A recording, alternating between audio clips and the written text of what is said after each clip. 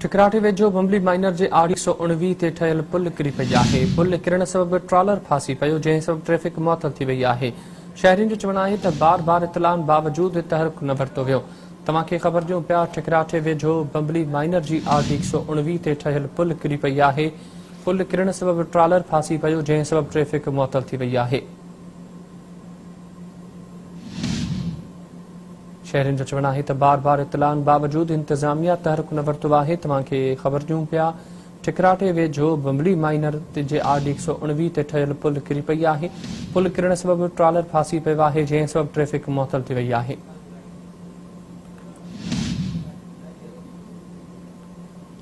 ठिकराटे वेझो बम्बली माइनर जे आड़ी 119 ते ठहियल पुल किरी पई आहे। पुल किरण सबब ट्रॉलर फासी पियो, जंहिं सबब ट्रैफ़िक मुअतल थी वई आहे।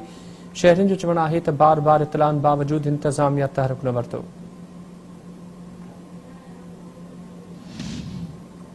ख़बर ॾियूं पिया तव्हांखे, ठिकराटे वेझो बम्बली माइनर जे आड़ी 119 ते ठहियल पुल किरी पई आहे। पुल किरण सबब ट्रॉलर फासी पियो, जंहिं सबब ट्रैफ़िक मुअतल थी वई आहे। शहरियुनि जो चवणु आहे त बार बार इतलाउनि बावजूद इंतज़ामिया तहरुक न वरितो आहे।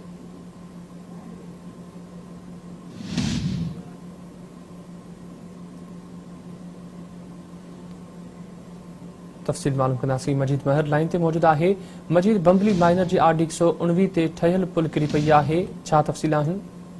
जी बिल्कुल, ये ठिकराटो जे आॾो नबी शाह लॻ बम्बली माइनर जी 119 आरडी आहे, जिते सखर ऐं ठिकराटो जो मुख्य रोड ते जेका बम्बली माइनर जी पुल आहे उहा उनजी छत किरी पई आहे।